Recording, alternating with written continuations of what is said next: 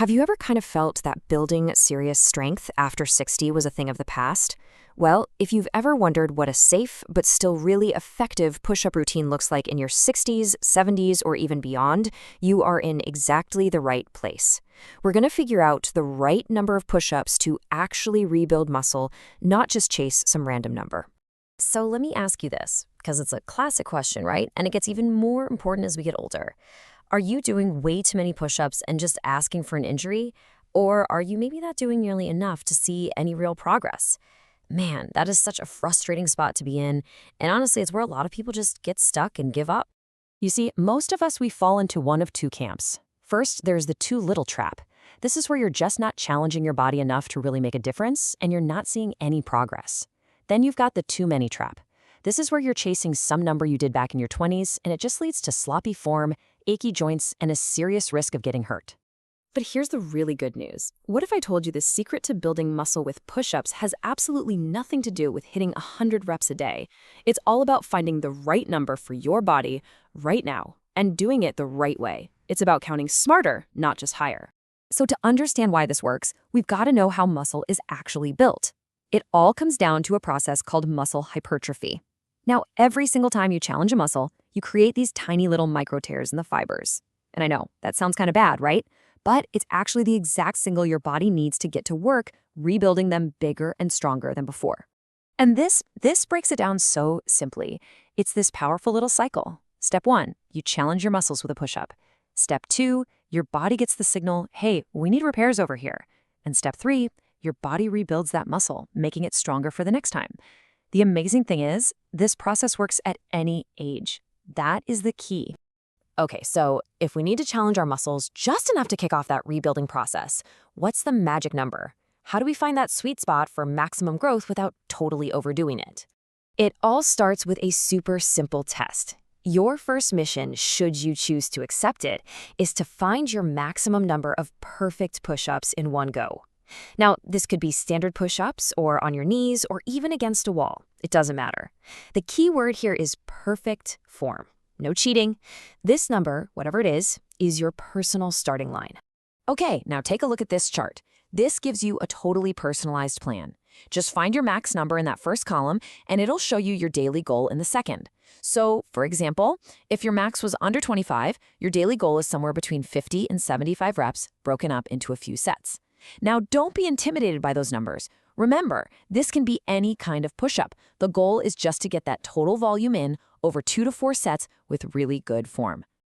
Now, before you even think about starting to count, let's be crystal clear about something. This quote right here says it all.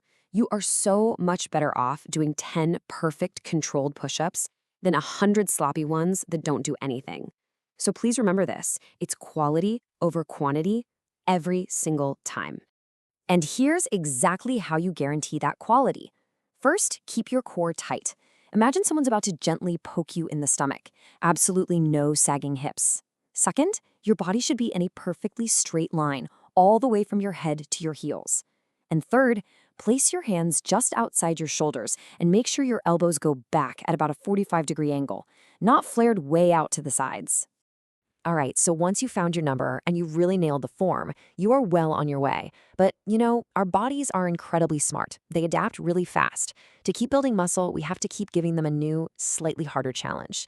So let's talk about how to progress safely and effectively. As you start feeling stronger, you'll need to up the challenge a little bit. And here are 2 simple, really powerful ways to do that. First, you can just add reps. Try to add about 5 to 10 more total push-ups to your daily goal each week. Or you can shorten your rest time between your sets. Both of these methods safely increase the intensity and tell your muscles, hey, it's time to adapt again. And hey, if you really feel like you're hitting a wall and want to break through a plateau, you can start playing with different variations.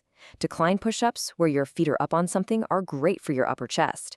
Diamond push-ups are amazing for building your triceps. And for those who are very advanced, plyometric or explosive push-ups build power. But listen, be super careful with that one. Only try it if you have a really strong, pain-free foundation. But with all this talk about progressing and pushing harder, we have to talk about the other side of the coin, recovery. It is so tempting to just keep pushing, thinking more is always better, but it's not. Overtraining is a real thing, and trust me, it can completely slam the brakes on your progress. Remember that whole rebuilding process we talked about? Well, that magic doesn't happen while you're working out. It happens when you rest. After a tough session, your muscles need about 48 to 72 hours to fully repair and grow back stronger.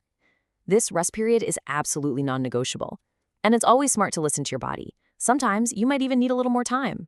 So let's just bring it all together, shall we? The real secret to rebuilding muscle with push-ups at any age is really this four-part strategy. First, challenge your body with your personalized number of reps. Second, focus like a laser on clean, controlled form. Third, progress slowly but surely over time. And finally, give your body the rest it desperately needs to do its job. So I'm going to leave you with this one question. Are you going to keep chasing random big numbers that just lead to burnout and frustration? Or are you ready to start training smarter, focusing on what actually works, and chasing real, tangible, lasting progress? The choice is all yours.